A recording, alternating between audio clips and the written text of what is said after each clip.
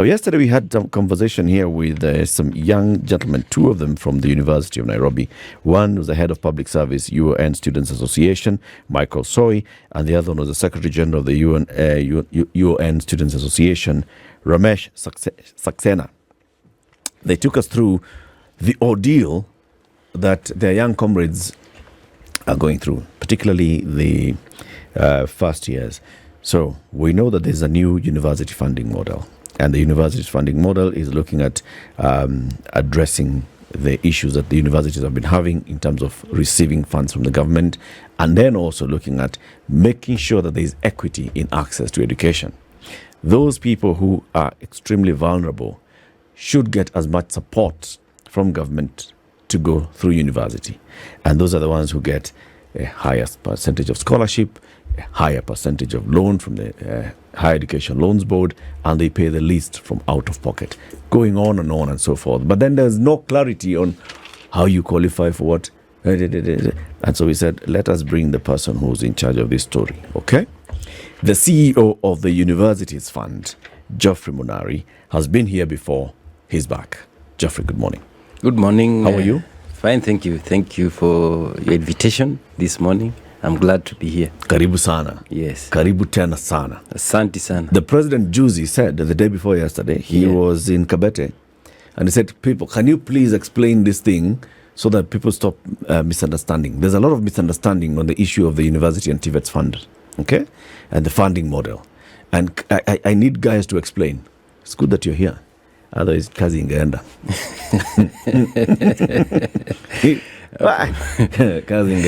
But Siti, how do you want to welcome Mr. Monari with the day's proverb? Yes, our proverbs for the whole of this week come from the Republic of Burundi.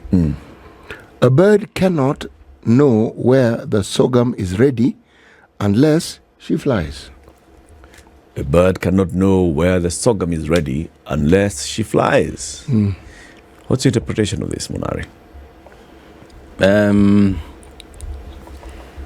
You cannot know where the issues are or where there are good things until you go out there to look for them.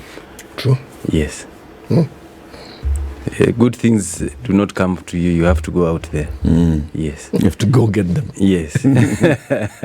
So you're just changing the good things come to those who wait. Yes. Yeah, well, there's that thinking, but this one, it's good things come to those who search. Who search, yeah. Who wait by searching. Yes. Yeah. Okay. So there's a new funding model for universities. Let's just start from the basics. All right. The last time you were here, you told us, yes, in fact, the Presidential Task Force, the Presidential Working Party on Education Reform had taken some of your recommendations. They had incorporated them in their report, and it has been adopted by the government. And it was looking at how do we better ensure that our public universities and TVETs are actually able to serve the people as they should. So what is the principle, the funding model? There are two main aspects of the funding model. Just to take you back, you are right that these proposals came from the Presidential Working Party because when you look at the way the universities have been funded and the funding model that has been in place over the years, it has been in place for the last 34 years. When the government started asking for fees of 16,000, that is the year 1990, until this year. In the year 2016, an adjustment was made when the DUC was introduced, that is the differentiated unit cost, where government was supposed to pay 80%, and then student was supposed to pay 20% from either HELB or the household. However, this model continued and the government was not able to sustain the 80%. This continued to reduce until the last financial year, until the financial year 2023-24, when we were financing at 48%.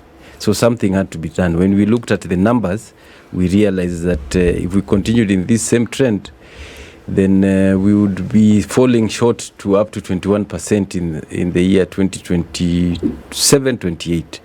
Another important thing is the views that were gotten from Kenyans across the country, especially from employers and goodwill Kenyans who are saying that the quality of our education was suffering in terms of the students who are coming from the universities, because the universities did not have the infrastructure, do not have we all know the pending bills that have been there. We are talking about 75 million university staff. You've been seeing them going on strike several times. It's only maybe the last financial year where you didn't see them going on strike. Employers have been also complaining that once they get graduates, the first thing they have to do is train them. So the whole sector, there were issues that needed to be looked into. And that is why the Presidential Working Party proposed that we review and come up with a new funding model to look at basically the quality of education. Yep. And also sustainability of our universities. Of accessing. Yes. Let me take you back to a bit to the differentiated unit cost that was there before. When you said that the government was to pay 80%, was it 80% per student or 80% per university? What 80% for what? 80% of the student costs of each program. Therefore, what it means is that if you are in undertaking, let's say, BA, it was costed at 144,000, so the government was supposed to pay 80% of that. If you are doing undertaking, let's say... Who costed it? The universities. So each university had a cost for its programs? No. All the universities came together. Okay. A committee was set up. This committee was headed by Professor Aduol, who was the Vice Chancellor of Technical University of Kenya. They looked at the different aspects of costing a program. So they looked at all their programs, and in consensus agreed that, for example, medicine costs 720 and per year. Yeah, per year. And they cost because of the requirement of that costs of that program. What do you require? All these things were put in place, and the cost of the staff. So this was an initiative, and that is how it is done world over, that you must be able to know how much a program costs so that you can be able to charge for that program. Okay. Yes. So if, for example, the University of Nairobi admitted a student for a medicine course, it would cost 720,000 per year. And from the differentiated unit cost, the government was to put 80% of this, and the student to get 20% either through HELB or from household. Yes. And so this is how now the UON would receive its funding. Yes. Okay. So what's different now? Now, what is different now is that we have moved from funding the university in that model to funding the universities or the students. From funding the university, we are now funding the students. This is a student-centered model, whereby we look at the level of need of a student. Because one thing we realize is that at that point, provided you are admitted by government through COOPS, then you are all funded at the same level, depending on the program that you have undertaken. We moved from that because we realized that all the students are not the same. There are students who are able to pay. There are students who drive to school from home. There are students who stay in the high-cost hostels and can be able to drive, and we've seen them. And these are students who comes from our villages where we grew up and cannot be able to afford. So those disparities are what we are looking into to ensure that the most needy students are supported more, so that the ones who can be able to support themselves can support themselves, because we realize that we do not have all the funds that can support all the students that have been admitted to the university. So this new model is based on the level of need, and it is a student-centered model. We have private universities in this country, and people pay. There was a time we had a different model at the university where the university offered what I'm going to refer to as Ngumbaru, but the understanding was that that process was to help the university raise funds. People who are working come and study. So the understanding that the university requires funding simply beyond what the government gives it, it's something that has been with us for quite some time. And that private universities exist and parents pay tells us that many parents are actually able to pay. But the problem comes now with public universities. The thinking seems to be, since it's public university, the education should be more or less free, meaning parents should pay as little as possible. Now, everything you've said, the thinking behind it makes sense. Because at the time some of us went to university, something called boom. Yes. We used to receive. And it was very adequate. People got married with boom, people paid fees for their siblings, people paid fees. They even sent money home. Are you saying that those who plan and those who were able to understand that the country needed more universities did not see that where we are now would be arrived at? Because we started from the University of Nairobi. Kenyatta University was a constituent college of the University of Nairobi. Other universities came about. It was clear. Our population, we could see the trajectory. Those who left Standard 7, those who left Form 4, we could actually see it. So now, here we are, and we've got this model. 3 questions. 1, what steps were taken to ensure that beyond presenting the new model, processes were undertaken to ensure people actually understand it? 1. 2, the process by which we were told yesterday there's something called a means testing instrument. Okay? Doesn't the government have sufficient information about students from the time they were in primary school, secondary school, about their ability or inability to be able to actually afford? If your parent couldn't afford to pay your fees in Form 4, it means if you're in university, they still will not be able to pay the fees. I ask this because, and thirdly, if these things have been considered, what is the process by which all this will be communicated? Because if something is lost in communication, even if what we have is a good thing, it will take a bashing it does not need. And there'll be people calling for disbanding it even before it has actually begun. And yet, what you've said, and I take you at your word, is something that should have been done quite a while back. So, my 3 questions. Let me go step by step. If I miss any, you'll go back and tell me that this one you need to clarify. Yes. So that we can make progress. I think, and very valid, number 1 on the universities, the growth of the universities. If you look at the Universities Act of 2012, actually the legislation says that each county should have a university. And that is where some of these problems start from. It says that each county should have a university. Now, should have. It is there that we should have each, and that's where you see across the country, everyone is asking for a university. Now, that legislation came into place already when some other counties had 2-3 universities. So, and that you cannot be able to reverse. For me, having universities is a good thing. However, we must be able to adequately ensure that we can be able to support these universities. Maybe we needed to rethink and see how do we grow these universities or ensure that the current ones that we have, we can be able to support them adequately before we have new universities. Because that is the only way we can ensure that the quality of education is there. Because right now, the capacity that we have outstrips the students that are coming from high school. And that is why we have got the challenge that we have, that the universities are having financial problems also because they have adequate capacity. They have excess capacity. Yes, and the students are not there. Okay. If you go back, you look at an issue like the transition rate. In Kenya now, we are talking about 21% transition rate from secondary school to university. My own personal view is that is still quite low. If you go to Japan and Europe, we are talking about 60-70%. Where those students will go, we should not worry about it because you rather have people who have gone to university than have a population of students who have not gone to school or university. So we'll rather have them even plus TVET, and then they can be able to create their own employment.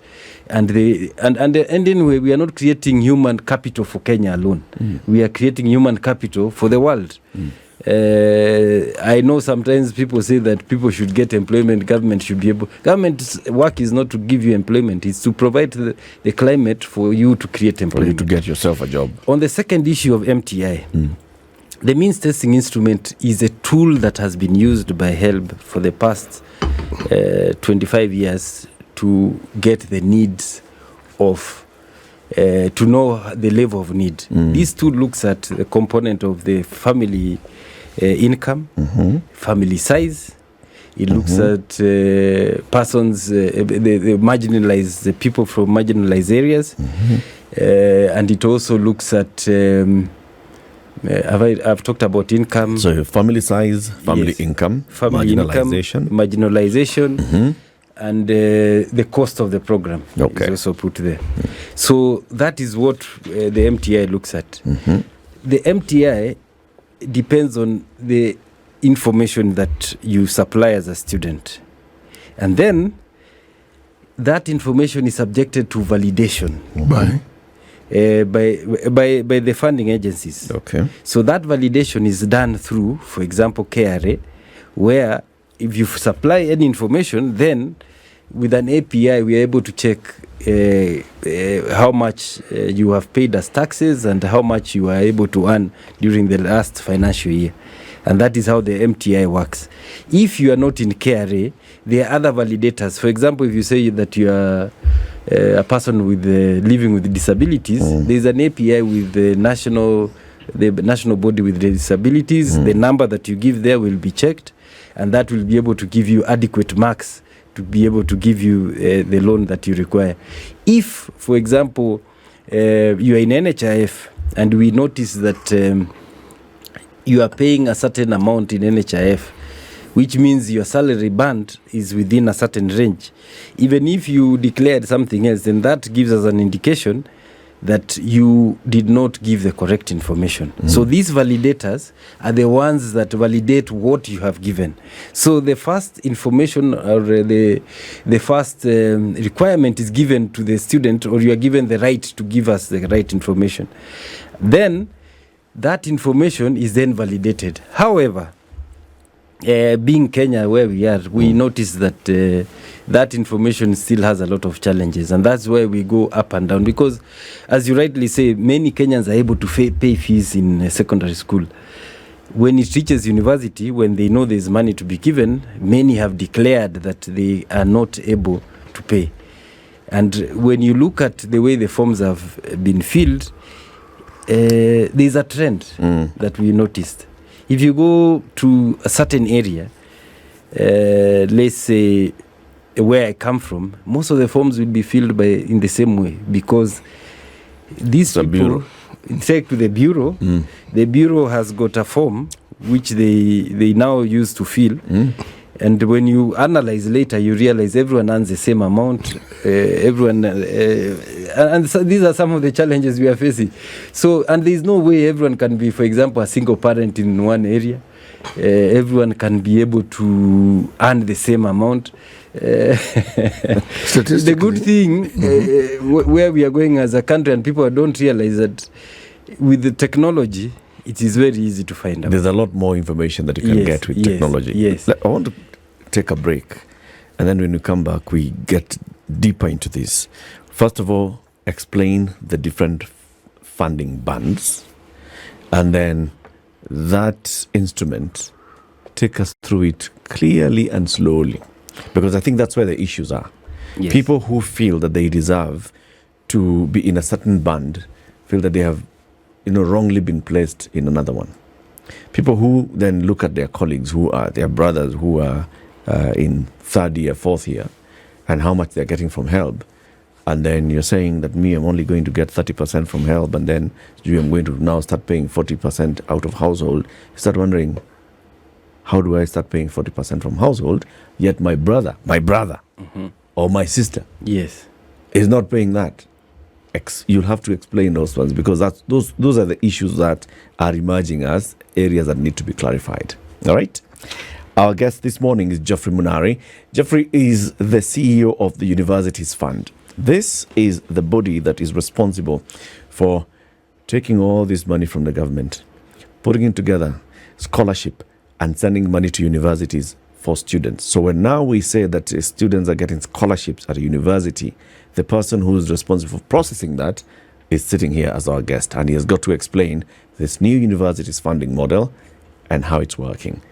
So Geoffrey, the students yesterday that we hosted yesterday told us that there are 5 bands that you've categorized in how you support them. So there's the band that is classified as vulnerable, right? Okay, or is it extremely needy? We left classifying them that way because it is. So now it's band 1, band 2. Yes, yes. I don't think it's the right way to say that this is person is vulnerable, because that is not permanent. So you want to call them number 1? You are in band 1 for now, okay. Because your circumstances can be able to change. Okay. That is why we moved from tagging somebody as a certain class. I don't think it's the right thing to do. Okay. Yes. So band 1. Yes. Band 1 yes. would get 70% of the university fee for their course. Yes. From the university's fund as scholarship. Yes. Which is money that you will not be asked to repay. Yes. And then you will get a Higher Education Loans Board up to 25%, not up to, but no, 25%. 25%. And then 5% will be expected to come from household. Yes. Okay? Yes. And then there's band 2, where it's 60% of scholarship, 30% help, 10% out of pocket. Yes. Band 3, 50% scholarship. All of them is 30% now. Yeah, help. For loan, and then you and reduce. And then 20% now out of pocket. Yes. So as you reduce again band 4, where you pay 40%, you get 40% scholarship, 30% help, 30% household. And the band 5 is 30% scholarship, 30% help, 40% from pocket. So everybody gets a scholarship. Yes. From 70% coming down to 30%. Yes. Everybody gets help. Yes. 30%, but band 1 get a 25%. Yes. Help. And then now everybody pays out of pocket.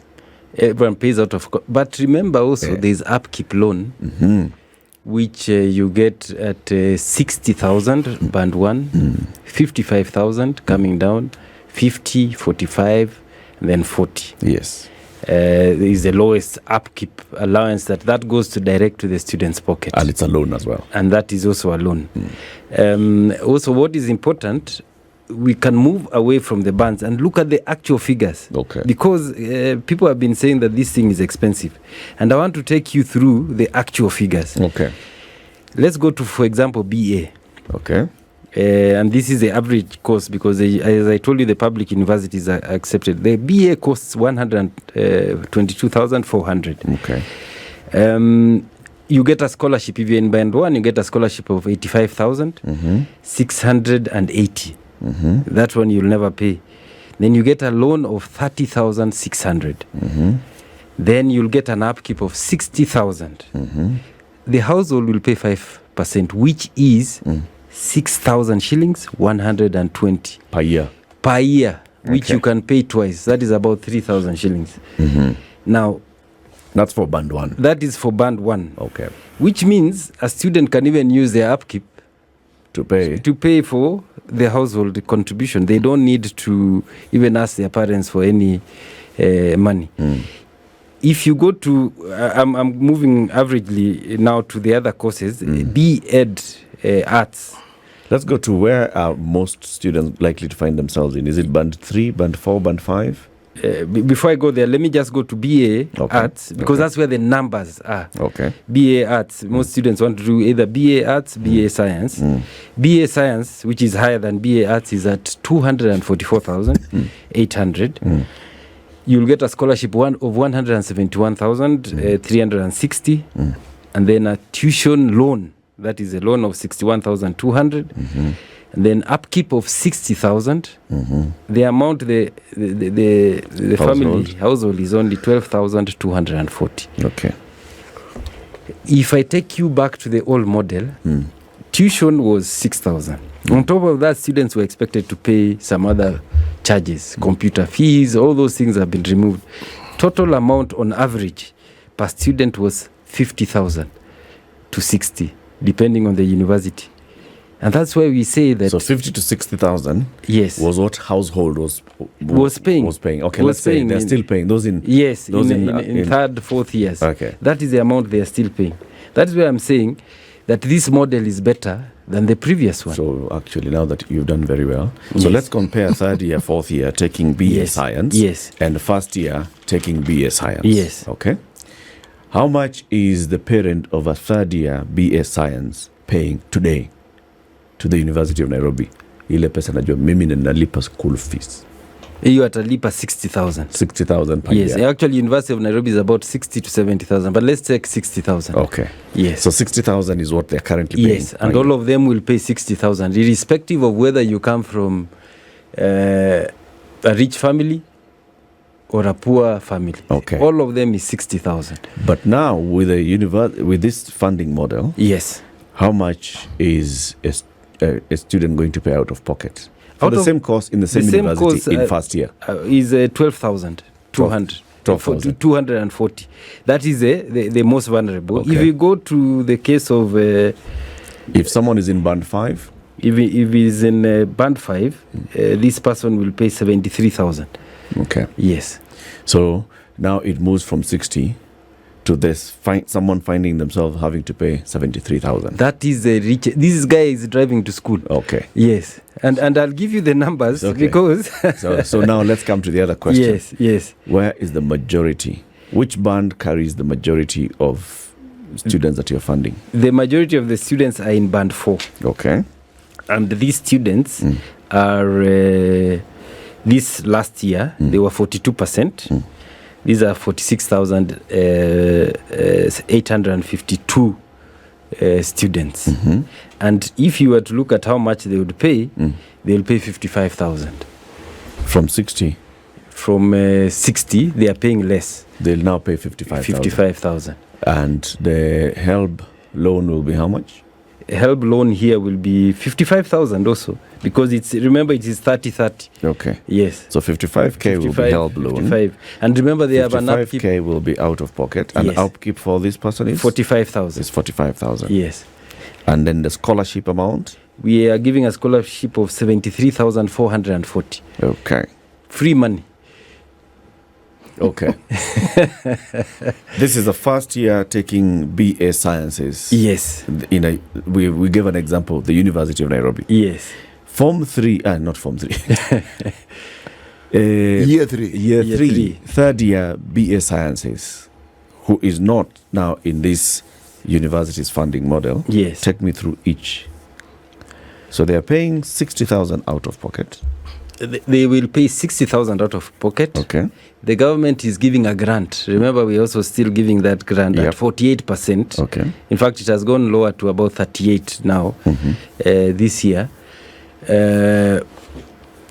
That is free money, and over an average of about, it is going to about 86,000. And then Help. there's an upkeep amount. That is the one from HELP. This student will get an upkeep, which is everything. They'll get an upkeep of about 45,000. 45,000. Yes. Is there any help to pay for tuition? Yes. How Out of much? the 45,000, 8,000 is removed to go and pay tuition. Remember, tuition ideally still remains at 16,000. Remember I said, but Yes. the universities have added some other fees. It comes to a higher amount because this model capped, they cannot charge any other amounts. Why did you cap it at 8,000? That was the previous model. It was because fees was at 16,000. Okay. So the HELP loan was supposed to give 8,000. 50% of that? Yes, and then the household looks for another 50%. I'm still asking the question. 16,000. Why did you cap it at 16? What does it represent? At that time, the model was that all programs were costed at 120,000. Which was not the right way of doing this thing, was it? Yes. That is all programs, whether you are doing medicine or BA, in 1990, all programs were costed at 120,000. Okay, now we are in 2024. Yes. How much is it going to cost? It depends on the program cost. Very good. Yes. What's the most expensive course? Medicine. How much will it cost?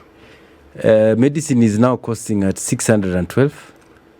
612,000 This has to be 1,000 shillings, not shillings. Per year. per year. 600,000 shillings. 612,000 shillings. Yes. 612,000. Because 612, I'm saying that's very affordable. So 612,000 shillings. And I want to give you a perspective. I want to pick where the complaints could be coming from. So please walk with me. Yes. Just, if you indulge me. Yes. So we've looked at BA Science. Yes. Which you've said is common and it has many students. Yes. Let's go into medicine. Yes. Okay. Now Yes. the most expensive. Yes. Let's compare those two. Let's compare fifth year medicine are going up to 6. Mm-hmm. So let's compare fifth year medicine student and first year medicine student. Let's start with the fifth year. How much are they currently? They are Getting. paying the same amount. They are getting the same. The same. 45,000, Yes. which will be coming from health. If it's that band, And from yes. there, 8,000 will go into tuition. Yes, The rest will they remain with. Yes. And then they pay 60,000 out of pocket. Yes. And then the others will be sorted. Mm. Now, how much will they, depending on where the majority are, Yes. how much is the new university's fund dishing out? For medicine, in band 4, where the majority are, and remember, medicine, we only have 623 students across the country who are admitted through government. Those are the declared positions. University of Nairobi has got, I think, 30 students. But a student in that band 4, where majority are, will get a scholarship of 244,800. You will get a loan of 183,600, and get an upkeep of 45. Still remains the same, and the household is expected to give 183,600. Hapa sasa ndio kizungu imeingia. Yes. Bas, tena imeingia vizuri sana. Si ndio hiyo? Because now this is where the issues are coming in, that somebody who has previously only been paying. Yes. I have a child in 3rd year, in 4th year, in 5th year taking medicine, and I am paying 60,000 shillings. The sibling has been admitted to take the same course of medicine, and I have been brought 183,000 shillings. So now the issue here is the lack of awareness of how we get here. Yeah. But let me say, you are not being given 183 because you because you can afford to pay 183. That, I think we need to agree on that. Is because you have come, maybe you were in Kabarak or you were in Riara High School, girls, and we saw that you were paying 300,000 every time. Yeah. That is why we are asking you to pay 183 per year. Per year. If you were not able to pay and you were in, for example, Nyakongo High School, where I come from, then we'll ask you to pay the first band of 30,600. For the same course? Yes, for the same course. There's a student who will pay 30,600 per year, but you who was in Pioneer High, Riara Pioneer or is not Kabarak, band 4. I'm sure you're going to put that person in band 5. Band 5, maybe. Which is now going to be 200,000. Yes, which is going to... Now, that is what we are saying. People should not pay the same. Number 2, the 16,000 we were talking about. I was doing calculations when I was coming here. Because I know you're going to ask me tough questions. 16,000 in 1990, equivalent to that amount today, is 532,000 Kenya shillings. And this you can be able to check online, because I checked when I was coming here. So ideally, if we were to maintain the same 16,000, we would be charging students 532,000 Kenya shillings, if you look at the economic aspect of this. However, these students are now paying less. So the government is actually absorbing more. As a country, what this model tells us, we were living a lie. Yeah, for a long time. In terms of funding university education for a very long time. Yes. The reality is that we must face, and education is not cheap. Education is not cheap. We must, as a country, be able to support those who can not be able to pay as much as possible, and those who are able to pay. My humble request is that let them continue paying the way they have been paying. You know, I find it interesting, huh? Yes. This reality that we seem to have run away from when it comes to university education, it's something we understood very well in primary and secondary schools. Yes. I agree with you. Today, after KCSE, for example, this year, yes, if you ask parents that there is a good school that you can be able to, you are asked to pay 200,000, the same parents who are not able to pay now will say they can pay because they want their child to go to that very good school. And to go to university. And to go to university. Where it will be free. Where it will be free. You know, I hope it is understood that this is a message that has to keep being transmitted, explained. Because, as you say correctly, there are many who are loath. This idea of paying a certain amount, beyond a certain amount, the head just jams. It can't conceptualize. And yet the other things that some parents will pay for.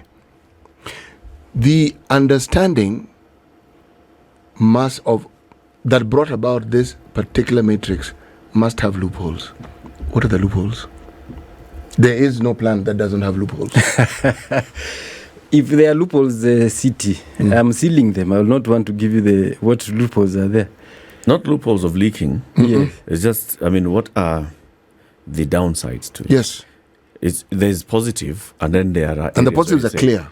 Okay, but I think the negatives that we are drawing from here is that our messaging has not been quite clear. Why? Because we are struggling to be able to penetrate to the people in the villages. And this happens because, unfortunately, the most poor people do not want to say they are poor. They are ashamed to say they are poor. Even when they are filling these forms, it's a very unfortunate situation. They don't want to show their poverty from the household. Okay. And those who have money? Who have money do not want to say. To show they are poor. They want to show they are poor. It's vice versa. But I disagree on the poor people not wanting to. Monari, we see clips here. In January, we go into depression because we see very many cases of children not able to report to Form 1 because of school fees. We see dehumanizing people, queuing, and an MP saying, "Come on, Bangira sikupati basari." Sleeping overnight in the cold. Sleeping, waiting for bursary. Those people are not ashamed of what they're doing. They're feeling dehumanized. They're losing their dignity, but they know what it costs. I have to take my child to school. They go, they queue at the bursary, they queue at CDF, they go to Equity Wings to Fly, they queue, they go everywhere. ACB, they queue, they are queuing. They're saying, please help me take my child to school. So the poor are not afraid to say that I cannot afford. No. If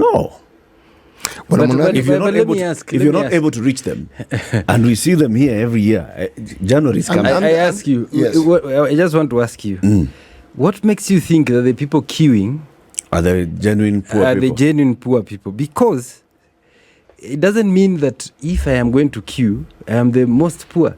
The most poor sometimes may not even make it there because you've not even eaten, you don't have that energy to go there. So I agree with you halfway that there are people who generally queue for so that they can be able to get, but it doesn't mean that somebody who takes their time to queue, some of them is because they are used to free things. What we need to do is to ensure that we get to identify these poor people using a means which will not dehumanize them. Bwana Monari, Yes. do you know where the love sitter came from? No.